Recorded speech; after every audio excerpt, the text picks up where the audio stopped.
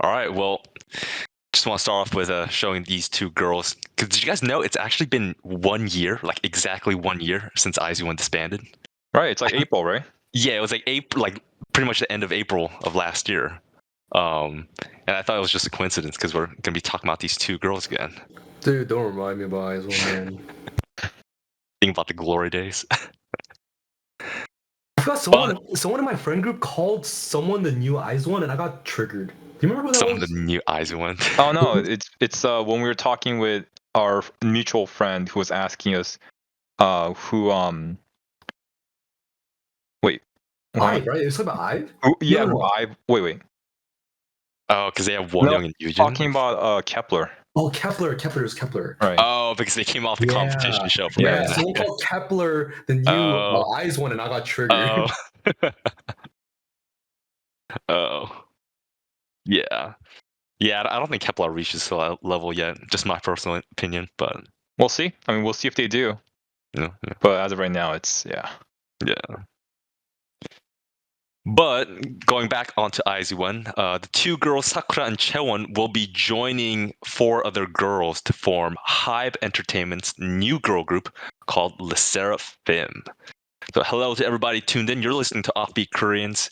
Today we will be discussing Le Sserafim, a group that I think no doubt will be compared, or will no doubt be one of the most anticipated debuts of this 4th generation. So now all 3 of us, me, Dubious, and BM, we were all, IZ*ONE fans. And I'm sure we're all glad to see Sakura and Chaewon come back. But like, not gonna lie, the other girls are like no joke either. I think HYBE did a pretty good job introducing each girls.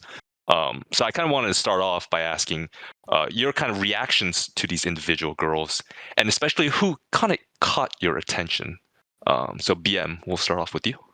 Well, so who caught my attention in my first reactions? Let's just say when I first saw the Chaewon teasers, bro, it kind of felt like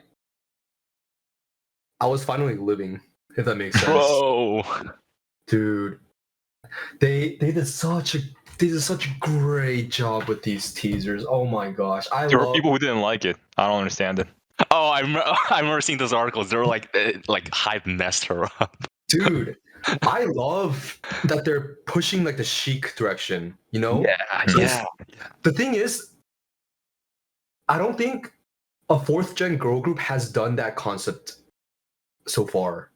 You know, like a more mature concept. Like IVE is probably the closest, but even then they're not quite there, I think.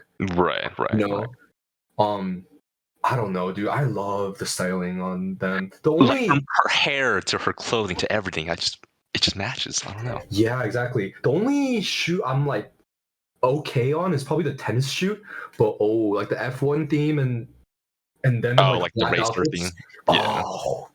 Oh, it's like watching art just unfold before my eyes, dude. Exactly. Oh my goodness, they did such a great job. They made her look so lovely. That's who caught my attention first. Well, I'm a big Chaewon fan. I really like Chaewon. But it's exciting to see like Sakura back too, you know. Especially because like we haven't heard from her since IZ*ONE, basically. And I don't know, man. I'm so hyped. I'm so hyped for Le Sserafim. I don't know too much about the other members, but I think Eunchae would be my second favorite. Like my bias wrecker, I guess, for Le Sserafim at least. I wasn't a huge Sakura fan. Like, I was more of like didn't really have much of an opinion on her. But I think if I had to choose a bias worker in Le Sserafim so far, based on the teasers and what I've seen so far, is probably going to be Eunchae, I think. Yeah. Interesting. Dubious, how about you? Yeah, so for me, man, I like actually wrote up like a whole like paragraph on Sakura, but I'll keep it very short. She was my like number 1 pick when I was watching Cruise 48. I love their backstory. I thought like her coming from Japan to Korea to pursue like the Korean or K-pop idol career was very commendable and very laudable. And so and I still feel that, you know, I think like the fact that she even like is re-debuting in this group shows how much committed or how much commitment she has to actually follow this career that she has picked, right? That's actually a good point. I didn't consider that she could have just gave up K-pop. Like, Yeah, I mean, we don't know what, like, a lot of us were thinking back then, like when IZ*ONE was disbanding, like, oh man, maybe she'll just go back to Japan and do her own thing, because like, I mean, she proved that she could make it in K-pop, you know, like, and yeah, like maybe go down the actors route, maybe just go down the Twitch. Like, if she went down streaming route, like she would have done fine too, most likely, you know. Oh yeah, because she likes games and stuff too. Yeah, she likes games, and like she has a dedicated fan base, right? But and her own YouTube channel. And her own YouTube channel, which she barely uploads nowadays, but I'm still subscribed to her. So I mean, she had so many avenues, but she decided to re-debut. And like, I mean, granted, like I think monetary wise it makes sense too, but like I think it just shows how honest she was when she came from Japan to Korea to, you know, pursue this career. So I mean, she's my I still really like her, and she's my like first person that I'm like looking forward to in the Sserafim. But let's see. Dude, imagine like you're sitting here like thinking like, oh, Sakura, I'm so glad that she chose to come back. And then HYBE's like, we'll give you 100 million if you come back. And she's like, all right. Yeah, we're like, oh, that wasn't that hard of a hard choice. Yeah, yeah, you know. Yeah. Later we find out like she actually just wants to stay in Japan, but like she just chose the money. Yeah, exactly. And then you're like, oh well, all right. Yeah, all right. Well, I mean, not that commendable anymore, huh? But on the real, Chaewon, I also really liked her when she was in IZ*ONE, so she's my second for me. But it's actually funny. There's actually someone who's tied in second. Well, not really tied because I don't know anything about her yet. But like, I feel like could be my bias record. It's actually Kazuha. I thought you were gonna say Garam. Yeah, no. Like, you're actually saying this on podcast. No, the thing is, Garam caught my attention first, right? Like, we'll talk about this later when we talk about the teasers. But like, she was very like, I don't know, just like memorable when you first see her, right? Yeah. But like Kazuha, for me, has that like, I don't know how to describe it without sounding creepy, but she has like that natural like next door neighbor beauty feel to her. Yeah. Because she doesn't look like someone that's like typically like a visual in line of like either Sakura or like Minju, or I guess even Garam, right? Kim Minju from IZ*ONE. But to me, like, she has a like natural beauty that stands out amongst the natural like look, right? And I think that's like very special in her case. And we'll talk about this later, but I really liked her teasers. So she's like someone else I'm like really looking forward to. Yeah. Insider, can you go back one frame? Mm-hmm. Dude, that middle teaser is so good. It's so good. Like, what a lovely tennis dress. Yeah, actually talking about that. So like these past 3 weeks, like HYBE has been revealing a bunch of teaser pics for these girls. Yeah. Teaser pics. So these were the first sets. It honestly seems like a magazine set of them doing like, I don't know, like tennis. They also had a biker themed one. Where they were all in black, and, you know, girls wearing helmets and whatnot, posing next to motorcycles. And then, of course, recently we had like a pool themed one. And then we also had this very like spontaneous and exotic debut trailer. It was very spontaneous when I saw it. Had no idea what was going on. Oh yeah, it was cool though. I liked it. Yeah, I kind of want to hear you guys' reaction to these photos. Which ones you liked, as well as the debut trailer. Dubious, I guess I'll start off with you.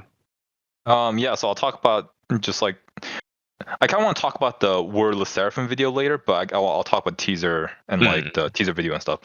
Well, first of all, like as BM mentioned, like I thought the pictures were amazing. I mean, I think HYBE's knocking out of the park in that area, and I really like the individual teaser videos that they gave out to each girl, and like each of them feel a little different, you know. Like I forget whose was the first one. Was it Sakura's that came out first? Yeah, it was Sakura's. Yeah, I mean, I really liked it. I thought Garam's was very like. When I was watching with BM, I was like, dude, this feels like a Levi's like commercial. Like it's like really well done. Yeah. And like she was very cute in it. And then like Kazuha's had her doing like some like ballet stuff. It was just the production quality was just out of this world. Like I thought it was amazing. And like in terms of the pictures or the teaser photos, I think the like race car driver theme one was probably my favorite. Like as a Catwoman enthusiast. Wow, Enthusiast. Yeah, enthusiast. God damn it. And also like a Formula One like racing fan. I love this theme. It's not like it's the first time that a K-pop group has done it, but I just thought the way they took these pictures was really well done. Like the freaking cat helmet is like completely in my area. Like I love that kind of stuff. Yeah, I like.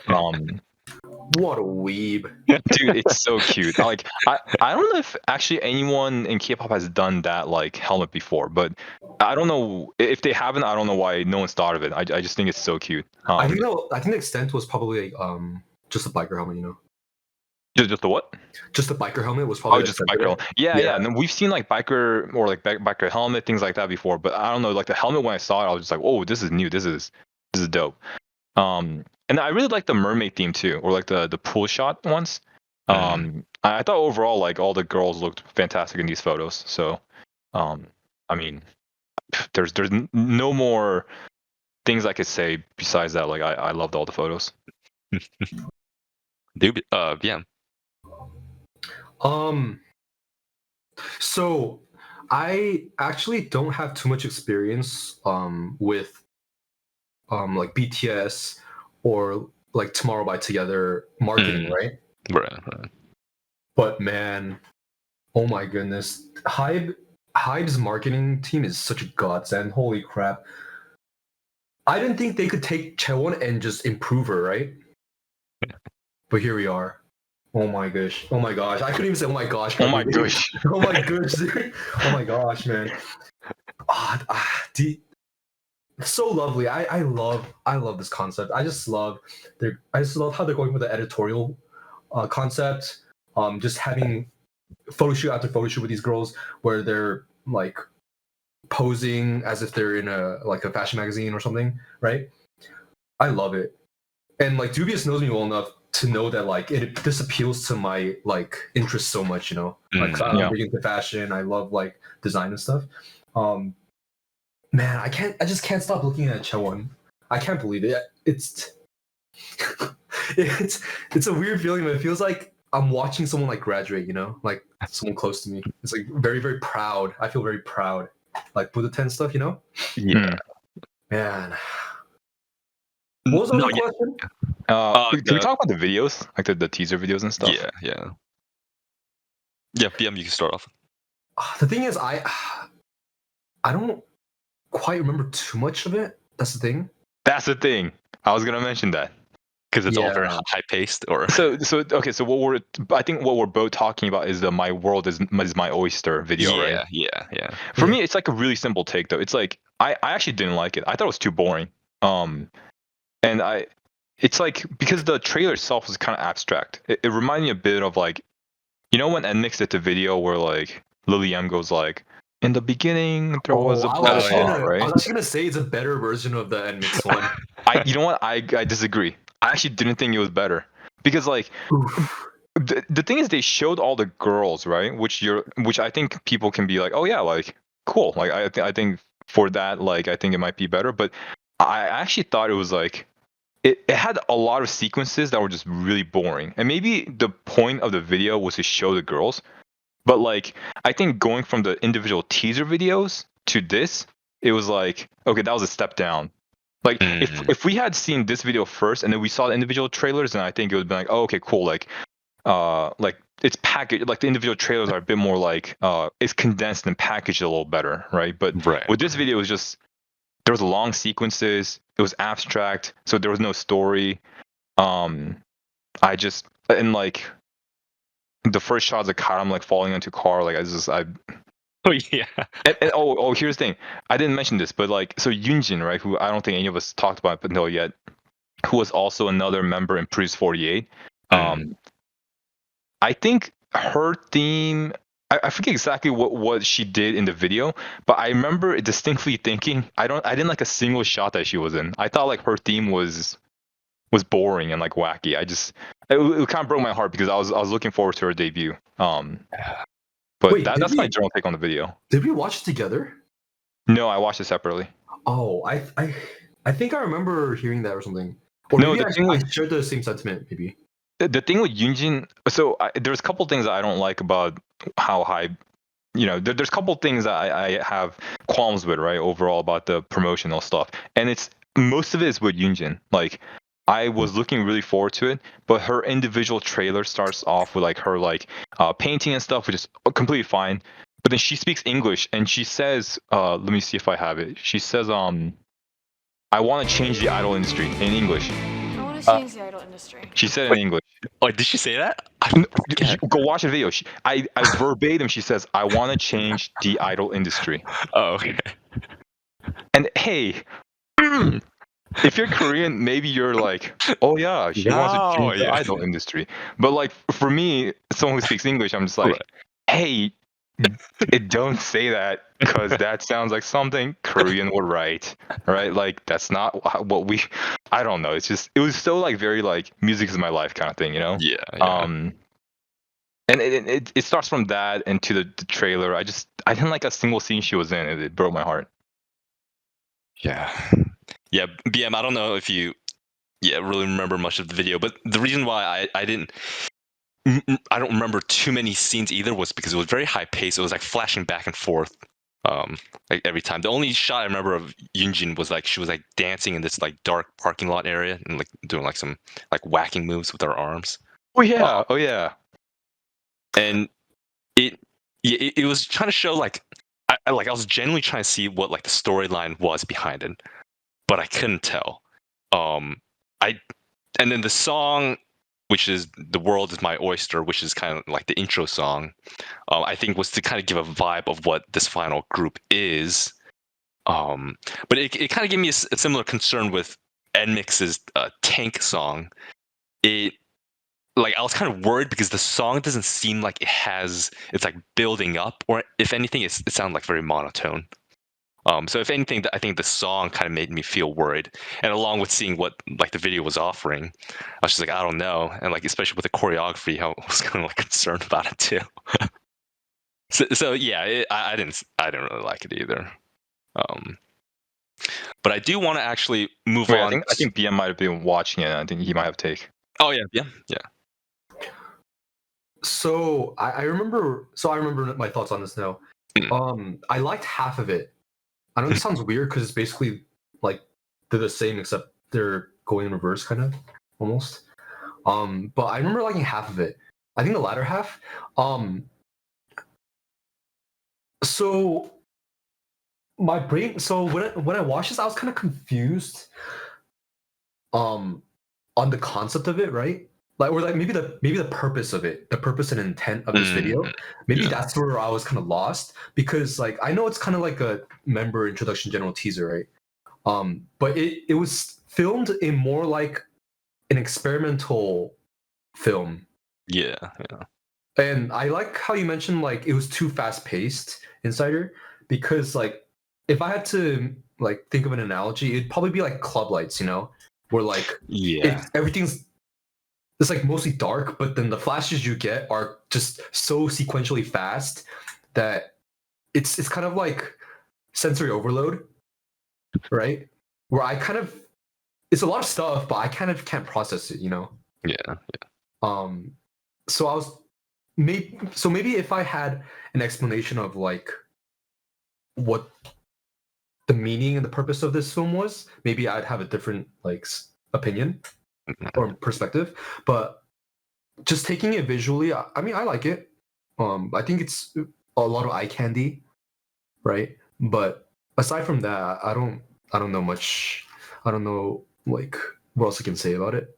Yeah. Do you want me to segue into like the music / medley? Yes, go right into it. Wait, could I quickly talk about the Wordless Seraphim video? Yeah, sure.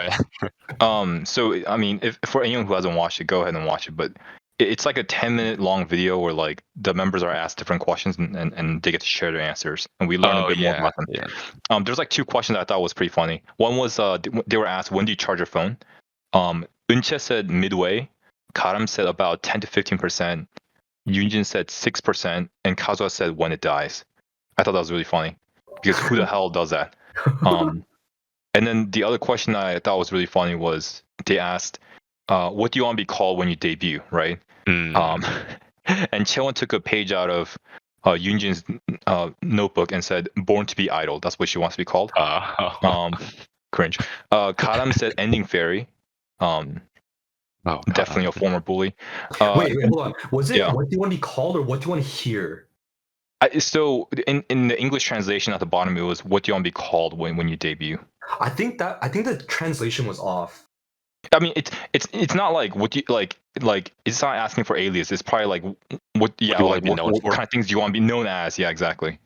Yeah. Or known for. I think that's what it was. Yeah. I think because I remember thinking I watched it too. I remember thinking Chaewon wouldn't make that mistake because her syntax can't be that bad. That's what I was thinking. Yeah, no, but the thing is, like, I thought "Born to be Idol" was. Yeah. No, for sure. It's a weird thing to say. But I mean, it's very sincere, but it was just, I thought it was funny. But then, okay, so you take into account like Chaewon's response and Kam's response, and then they asked Sakura, "What do you want to be called?" And she said, "Not Kura, Kura." And then if you remember, if you watch the video, she says it multiple times into like 3 different cameras at different angles. She's like, "Kura, Kura," and I'm like, dude, this is why I stand this girl. She's just built different. Wait, question built off of this then. Yeah. So, what are you guys then regarding the battery thing? I'm probably Yoonjin, like 5 to 6%. Oh, dude, I charge like when it's like 40 to 30%. Dude, you're gonna hate me. My phone is perpetually at like 10 to 20%. How? I have no idea. When these girls said so Eunchae was midway, and Garam, Yoonjin, and Kazo are like 10 to minus that, right? I thought it was crazy, but hearing you say it, Yoonjin said about 6%, and Kazo said 0% when it dies. I'm sometimes Kazo. I sometimes let die. I have no idea how that happens, especially for someone that's on their phone all the time. Maybe these girls carry their charges with them. I don't, so I usually just charge it. Yeah, like a little safe, like maybe 20 to 30% ish. Oh, maybe I'm sure these girls do carry on like portable chargers and stuff. Yeah. I'm pretty sure they do. Like, how would you wait until 5% on when it dies? Like, you like if you're like outside and it dies, like you won't be able to use your phone until you go back in house. They just yell for the manager. Yeah. But yeah, BM. As you were talking about the highlight medley, okay. How about this? I'll kind of organize how we're gonna do this. Okay. Mm-hmm. Instead of the usual, what are your thoughts on the entire track list, etc., etc. This time we're gonna go through each song and give our opinions on it. Okay. For every song. Okay. Sounds good. So, "The World Is My Oyster." I know Among Us, it's not a very popular song, right? I'm pretty sure you guys both didn't like it.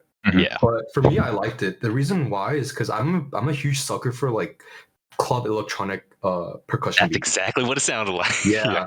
Because like in the medley, that's what you heard, right? Like the very, very strong like electronic, it's like a synthetic yeah, exactly, like a very club style beat, right? I like that a lot, and that's why I think I have a lot of high hopes for that song, is because I like a lot of like rapping and singing over beats like that.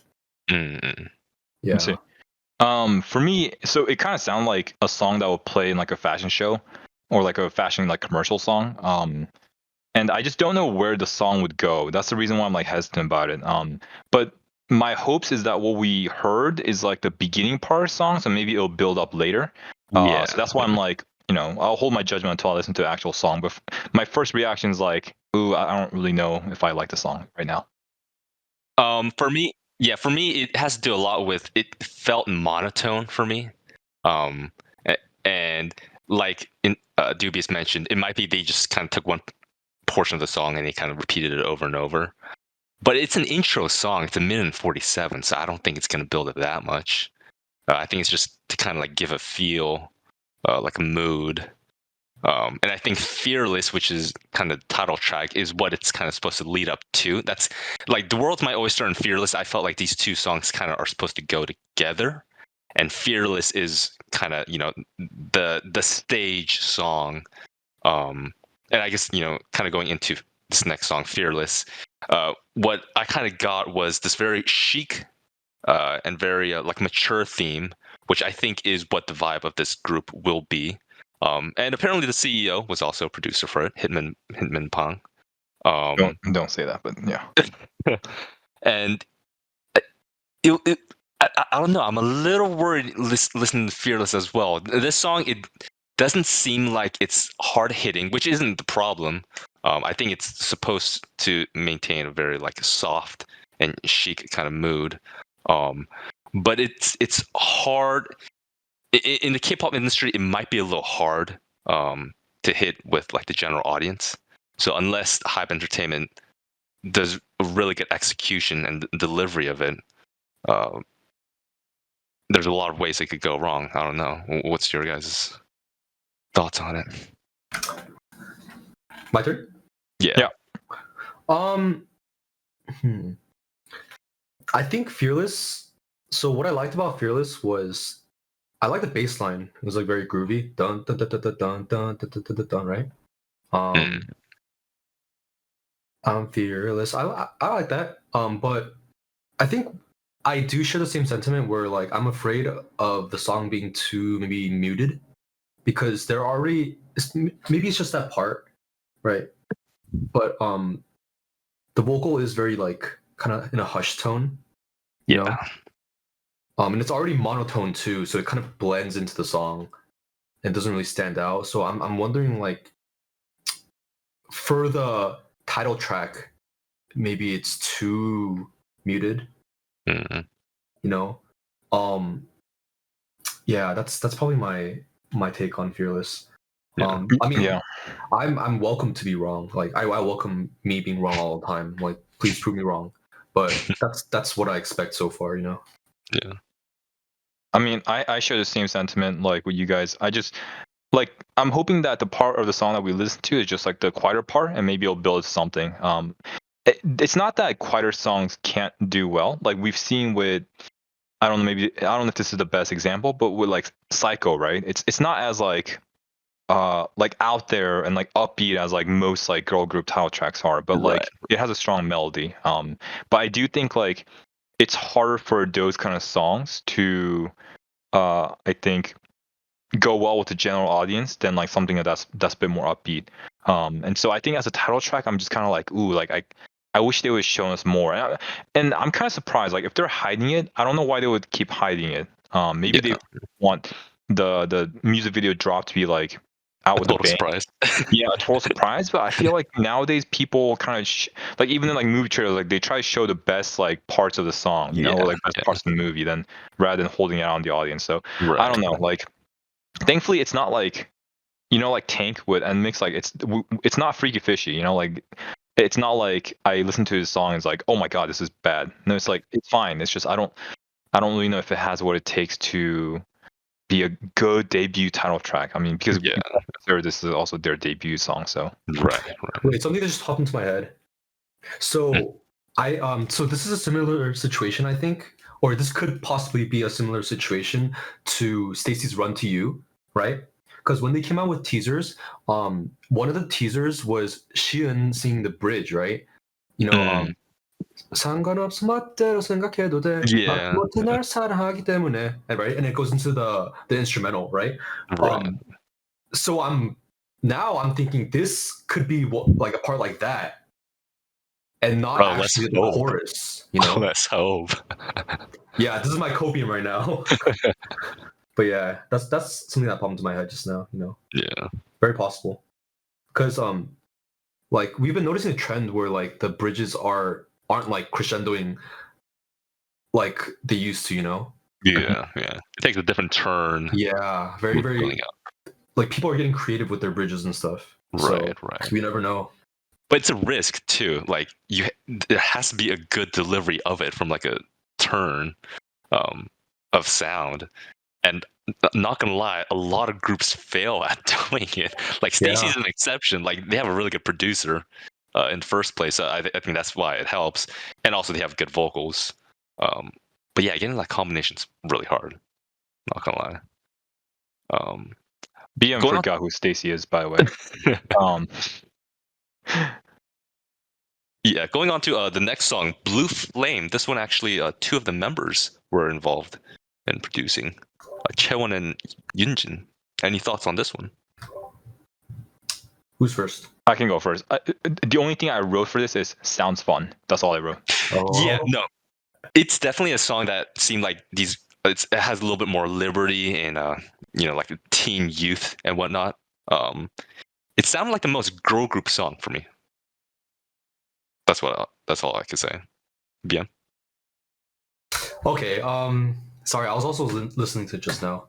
I like the song. I think it might be my second favorite. Not of the ones we did so far, but like of the entire like track list so far. But I love the funky bass. I love the percussions they use. And I think it's just a very, very groovy song. Like when I listen to this, even this snippet, like my body just starts moving, you know? It's a very like alluring song, I think. Yeah. I don't know. I know it's kind of a weird choice of words, but I'm excited for the song. I think Blue Flame and then the next song, The Great Mermaid, these two songs kind of serve as a different feel to the general chic kind of theme of this entire track. And so kind of going to The Great Mermaid, I mean, just from kind of the title of it, it gives off like a very like Disney kind of feel. And I think The Great Mermaid kind of serves as a like antithesis to Fearless.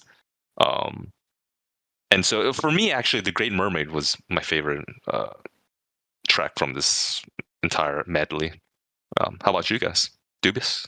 It also sounds like my type of song. I thought it was fun.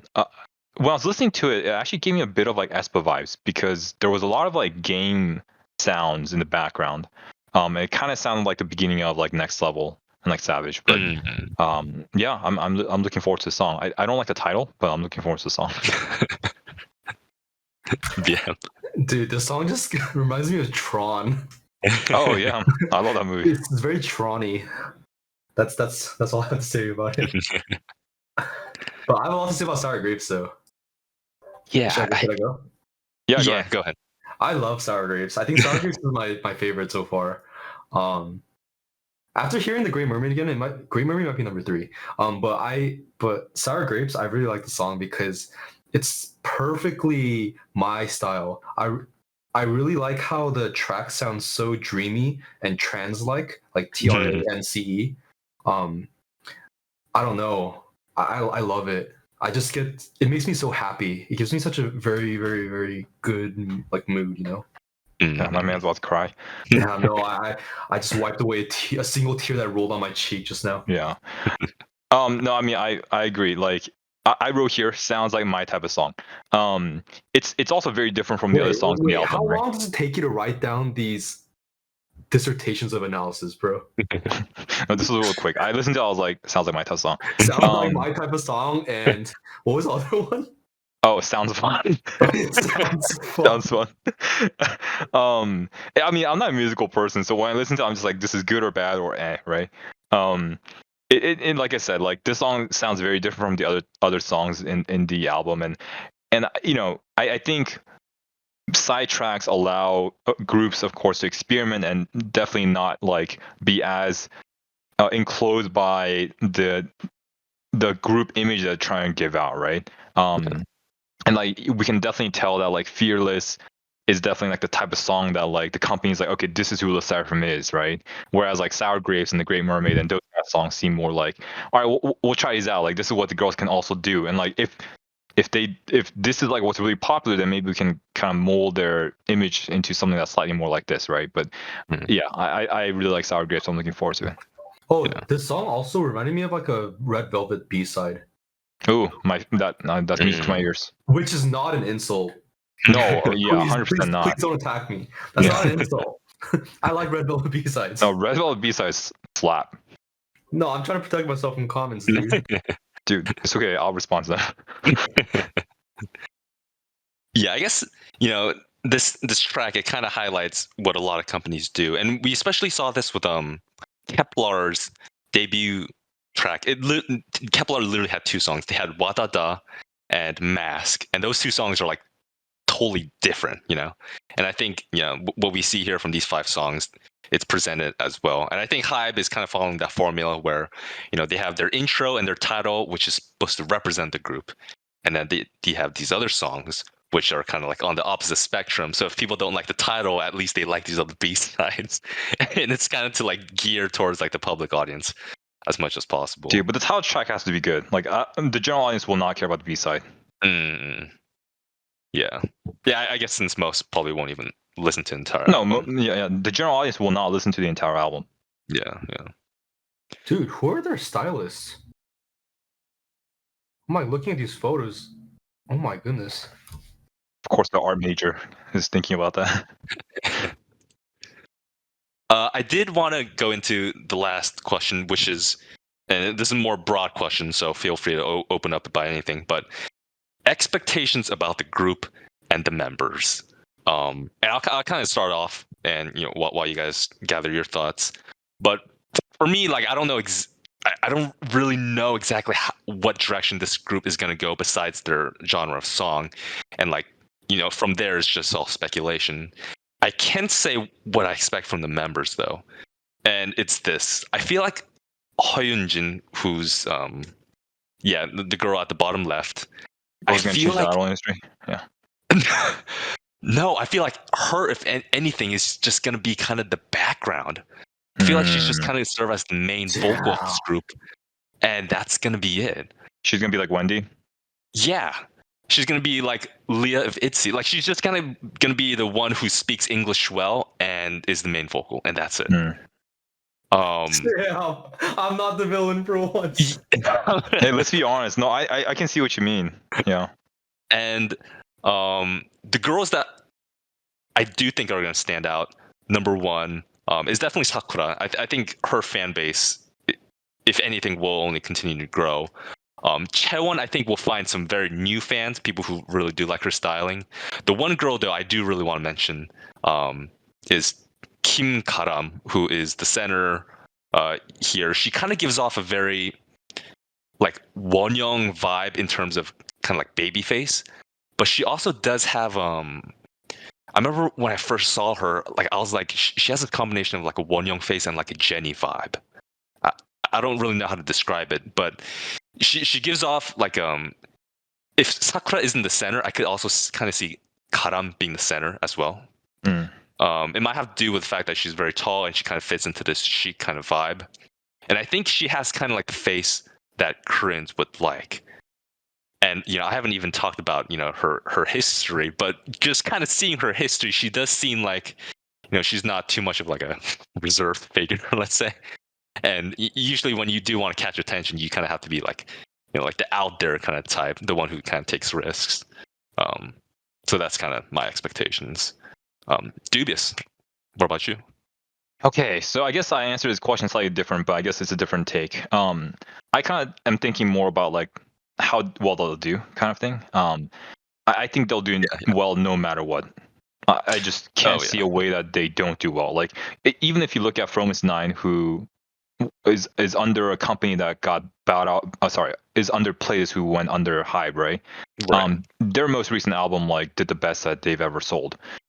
So I think like just the fact that they're a HYBE group or Source Music, which is under HYBE, like will just set them up for success in that area, right?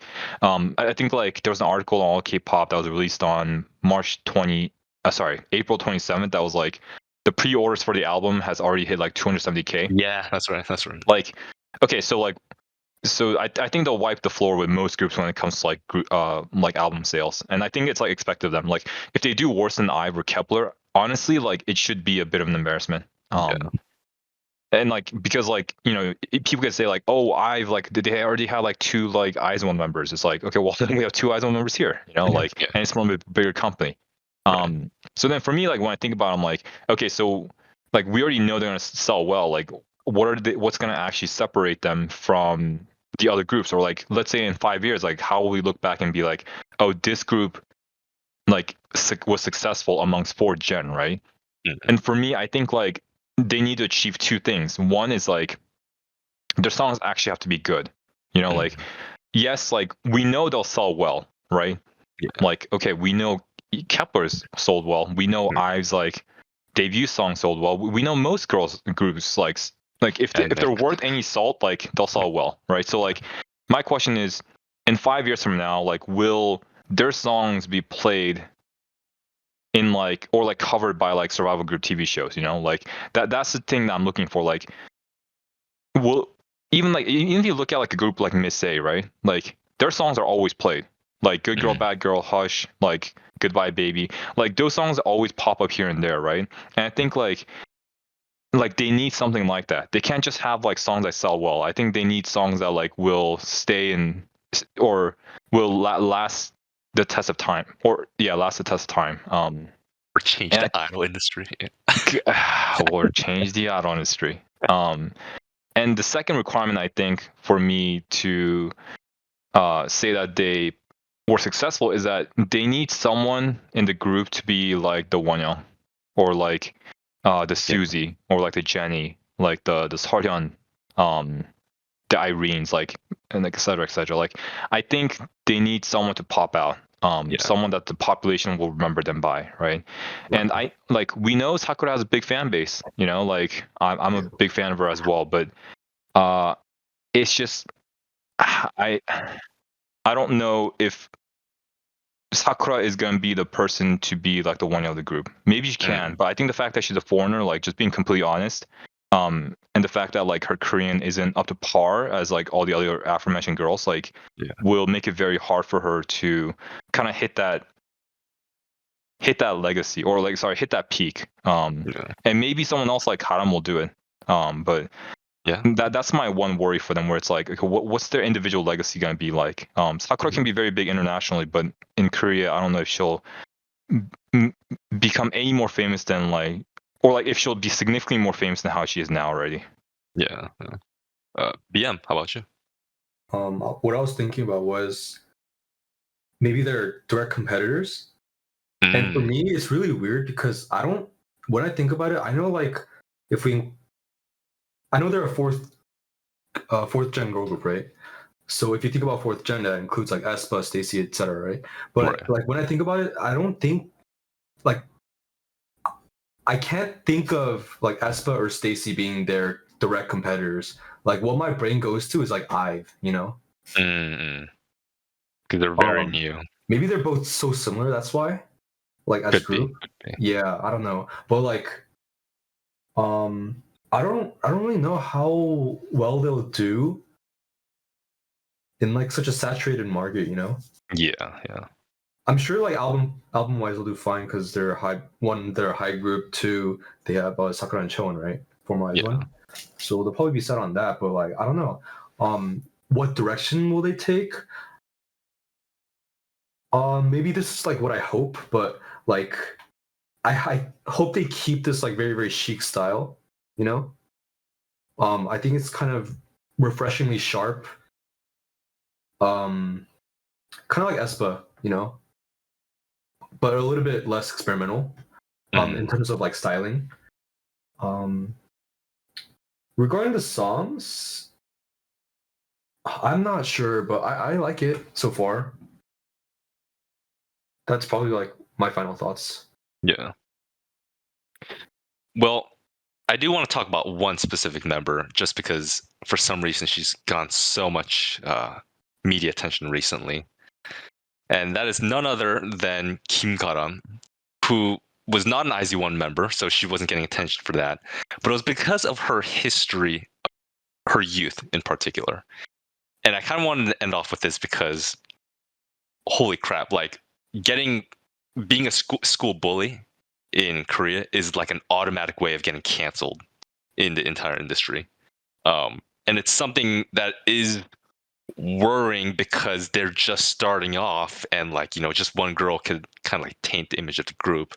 And I guess kind of want to ask you guys, you know, do you have any worries about her and kind of like the fate of the group? Or do you think this is just kind of like one of those controversies that'll like swing by, and as long as these girls perform well, it'll just kind of disappear? Dubious, I guess I'll start off with you. So it's not a good start for her for sure. But well, okay, I will say first, like, innocent until proven guilty. You know, so like all the bullying accusations and whatnot, like, to me, she's innocent until someone comes out and says like, or like actually puts a trial against her, right? Everything else, like, like the pictures of her like imitating like lewd like acts, or like her, I think there was like, wasn't there? Didn't she like draw some things that There were was. suspicious? Yeah. Yeah, like those kind of things. Like, okay, I mean, like, it's it's not typically Yeah. what like people don't really debut with that kind of image, but that's honestly the reality of like most people that age, right? And like, I'm not gonna pretend like I wasn't a pervert back in the day, Right. or still am now. So like, I'm okay. Like, those things are reality of life. I think what bothers me is like the bullying accusations, right? And I think like on the good side, like, these accusations came out like early April, and we haven't heard anything since. Yeah. So That's right. I think overall it's gonna be fine, right? Like, I think this will just blow over, and unless like someone actually comes out with a trial or a case, like, most people won't really remember it, right? But I think, like, for me personally, I will say that like it's that nagging thought in the back of your mind that like maybe she's not really a good person, right? Like, because essentially this issue will never really get resolved, right? Unless like we find out that she's actually a bully, or like someone comes out and proves that like she's not a bully, right? Yeah. It's gonna be a nagging thought where like in the future when I look at any of her content, and let's say there's like contents where like she's like acting kind or like childish, like, I'll be like, oh, that's so cute, and then but in the back of my head there's like that 1% that's like, dude, what if she's a bully though? What if this is all fake? And that's like my own personal issue that I'm like dealing with when it comes to this issue. Yeah. Yeah. I'm not gonna condone bullying. Like, if it turns out she actually did bully people and stuff, like, I mean, I think she deserves like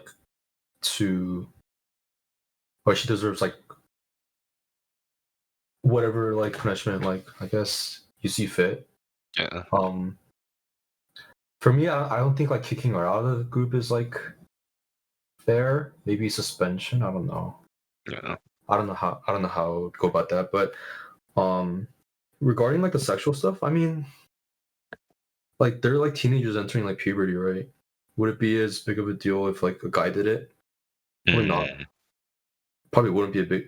Or it would probably be like, that wouldn't be a big deal, you know? Probably. That's what I think. So like, why is this a big deal? I'm like, You just don't typically see it, but like I know what you mean. Yeah, It shouldn't be a big deal, but you typically don't see it. It's funny. And more than anything, it's funny to me, you know? Yeah. It's like, Yeah. it's not as common, but so like, No. I guess it stands out more. But like, I mean, it's like, if it was on the other shoe, like, it would be different, you know? Yeah. I don't know. I don't think like, for me, I think people can change, you know?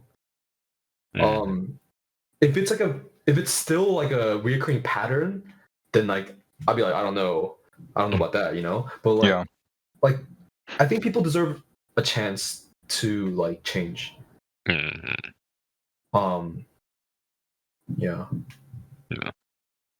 Yeah, I mean, there's definitely been some of her friends who came out to kind of like support her, saying that these photos were taken out of context. Although, some of these photos seem pretty clear. Yeah, it's really like what she's doing right there is not supposed to be a lewd act. It's completely different. That's why she's hiding her face. Yeah, but especially on the bullying case, her friends have been supportive, and HYBE Entertainment has especially been fast to deny those bullying rumors. But yeah, like a lot of these photo evidence have been kind of what's been holding her back from being completely innocent. But yeah, we'll see. We'll see. And yeah, honestly, we won't actually have to wait that long, because just next week, May 2nd, is when Sserafim will debut.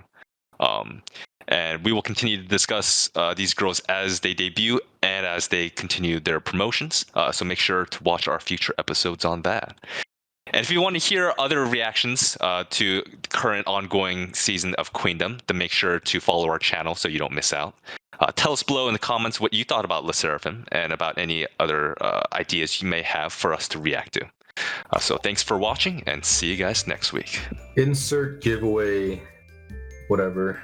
Giveaway. No one actually guesses this part. And also, Insider, do we have to pick this as like a closing topic? Holy crap. It just ended up being the one.